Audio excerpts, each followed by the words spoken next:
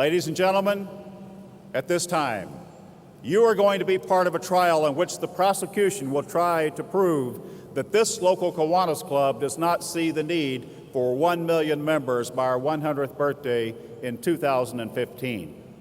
Witnesses will be called to explain their involvement in the club and to justify the need for the club in their community. The trial will be presided over by a judge. There is also a prosecutor, defense attorney, witnesses, and most importantly, you are the jury. You may be seated. Good morning, ladies and gentlemen of the jury.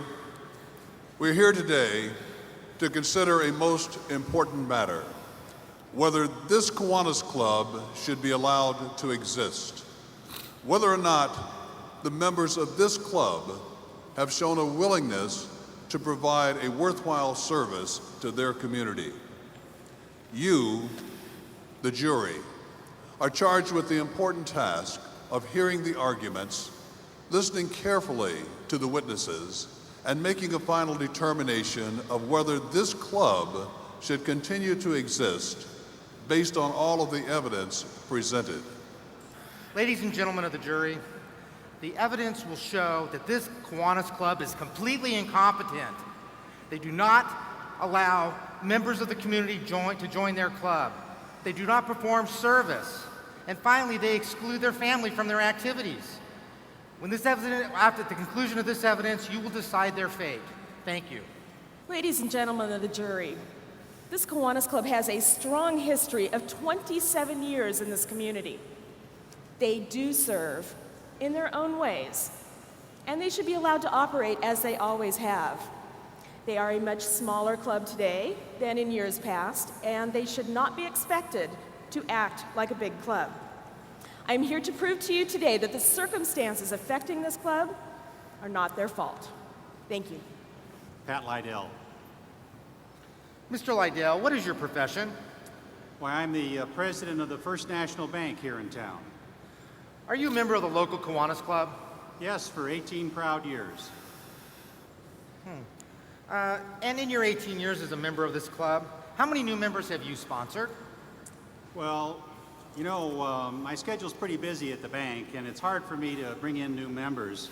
Besides that, I don't really know anyone who'd be interested in joining Kiwanis. What do you think about the Kiwanis goal of 1 million members by their 100th birthday in the year 2015?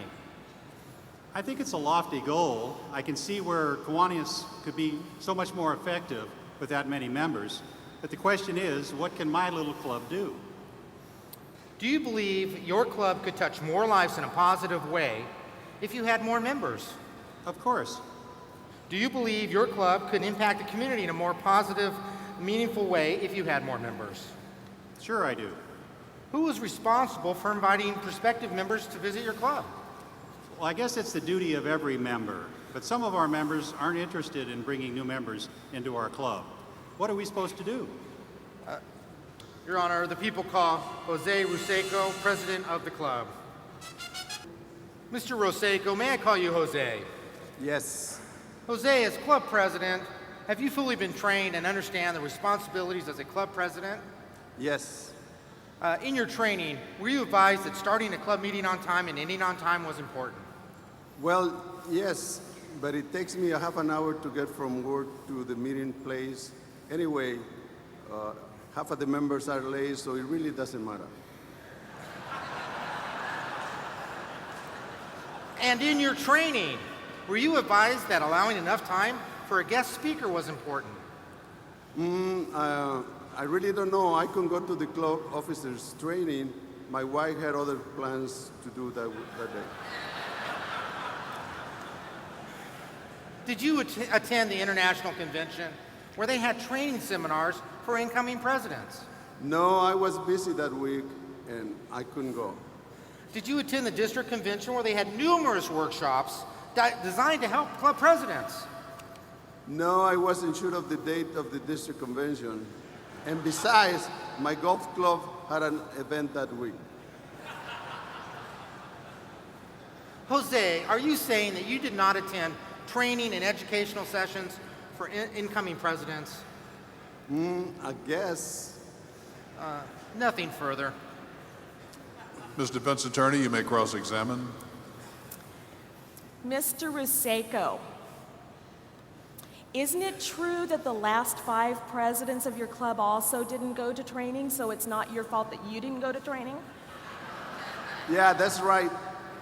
And isn't it true that you were elected club president because no one else was really interested in doing it, right? Yes, that's because we don't bring any new members into the club, and we don't have enough members who are interested in being the president. Okay, Mr. Ruseko, just answer the questions, don't elaborate. Okay. So let me get this straight.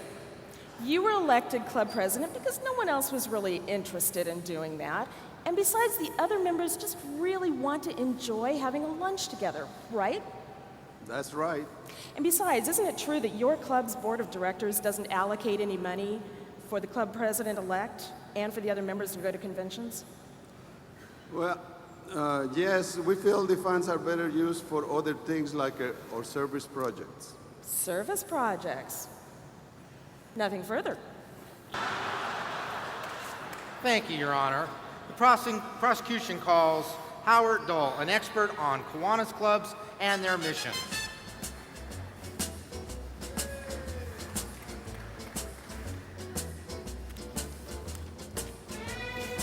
Please raise your right hand.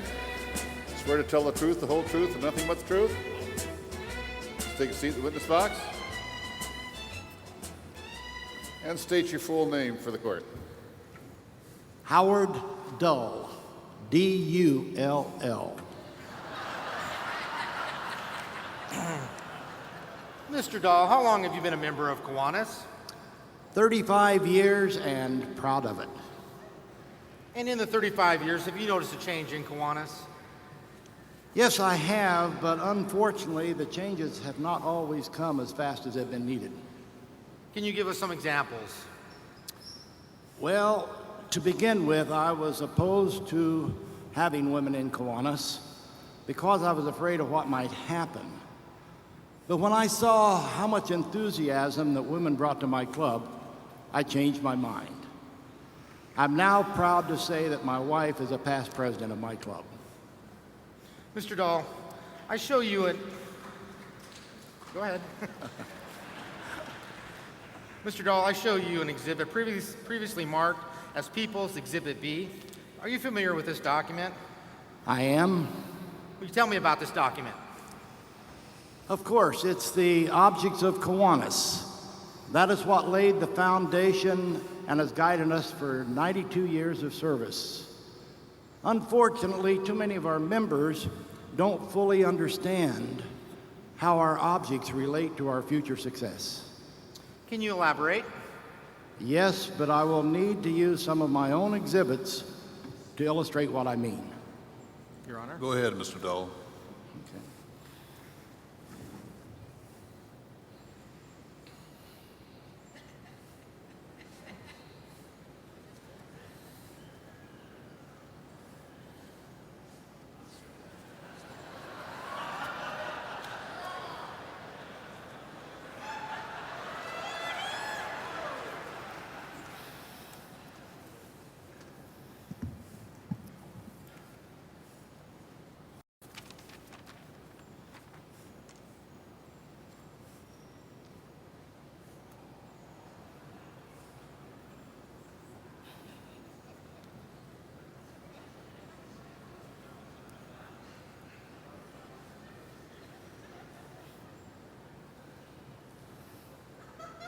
Today, we're near the end of one and the beginning of another great Kiwanis year.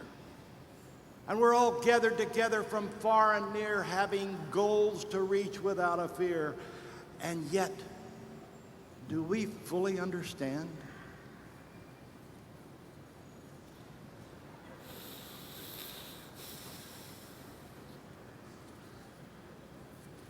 The roles we play in our daily lives, those of husbands and of wives, scurrying here and there like bees in hives. And yet, do we fully understand?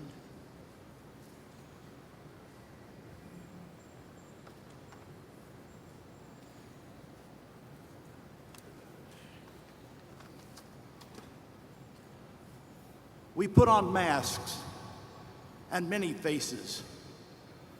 As Kiwanis takes us to so many places to lend a hand to all races. And yet, do we fully understand?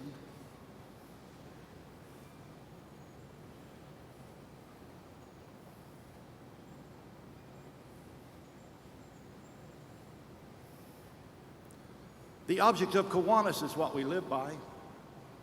With standards that are oh so high, we read them over and give a sigh.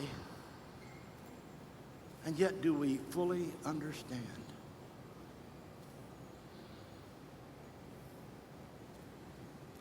The first object says our spiritual values mean the most. That thing that binds us from coast to coast. Of material things, we will not boast. And yet, do we fully understand?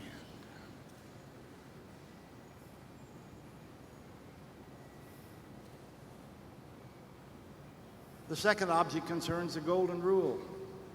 To use each day as a working tool, to love one another and not to duel. And yet, do we fully understand? The third object says honesty and fairness will prevail. On the winds of success we will sail, in social and business where we won't fail. And yet, do we fully understand?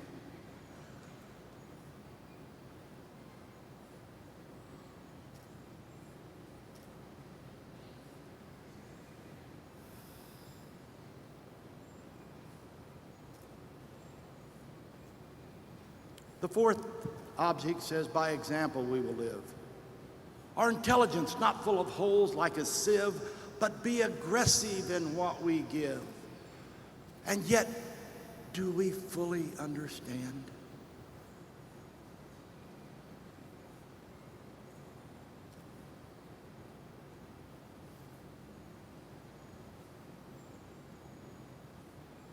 The fifth object says that through clubs friends will make, for everlasting through storm and quake. New clubs we will build for our community's sake. And yet, do we fully understand? The sixth and last object, it reaches high in the sky, covers everything from motherhood to apple pie, righteousness, justice, patriotism. I will not lie. And yet, do we fully understand?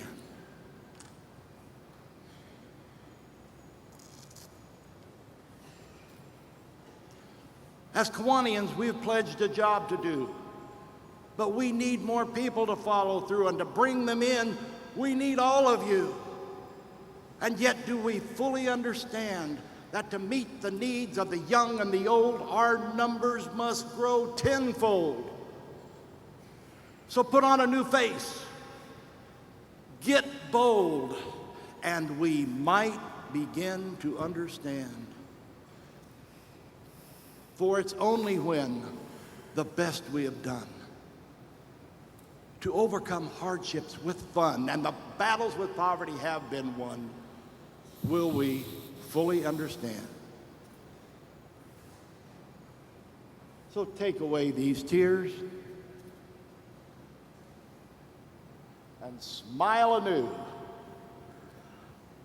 Join with President Nelson, a new pledge to do what is needed in our communities and for our kids true.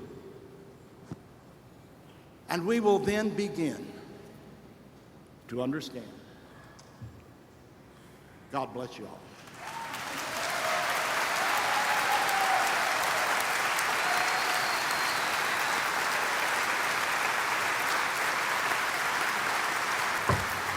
Order. Order. Order in the court. Thank you, Mr. Dull. You may start. Would you like to cross? The defense does not wish to cross-examine. I think Mr. Dull has said it all. Thank you, Mr. Dull. You may step down. Ms. Defense Attorney, you may present your closing argument. Ladies and gentlemen of the jury, you've heard some pretty serious allegations against this Kiwanis Club today. Let me remind you that Kiwanis is known around the world as a global organization of volunteers dedicated to changing the world one child and one community at a time. Kiwanis helped wipe out iodine deficiency disorder. And Kiwanians around the world are meeting the needs of those less fortunate in communities. After hearing the witnesses today, now I fully understand. In fact, I'd actually like to join this Kiwanis Club. And in fact, if someone asked me to join this club, and if I became a member, I would go out in my community and ask everyone who I like and respect to join this club too. Thank you.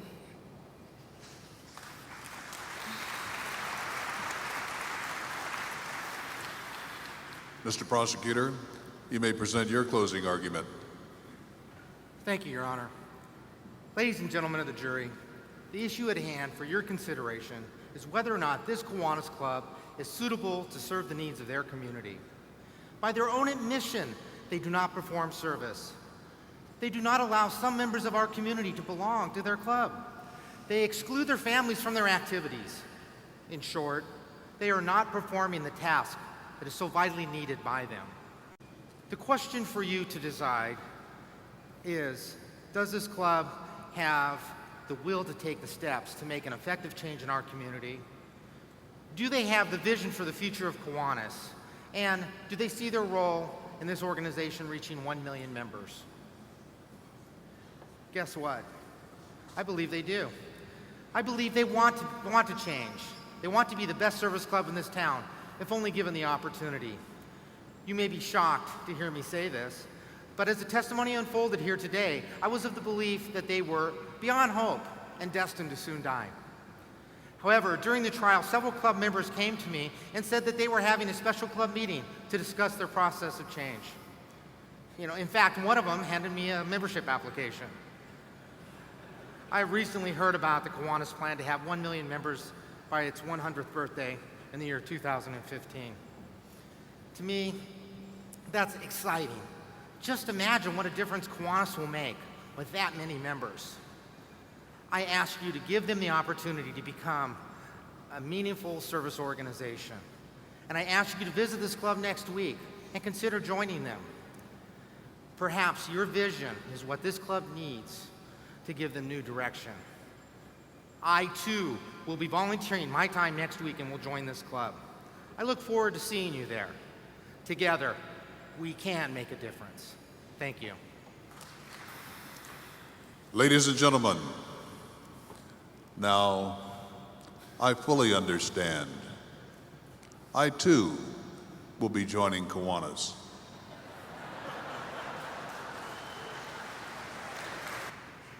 I've wasted too many years of my adult life, and it's about time. It's about time that I gave something back to the community that has been so good to my family.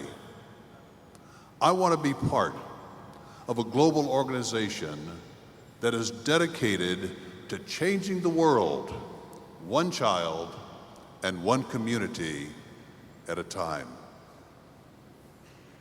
I too will be joining Kiwanis if someone would only ask.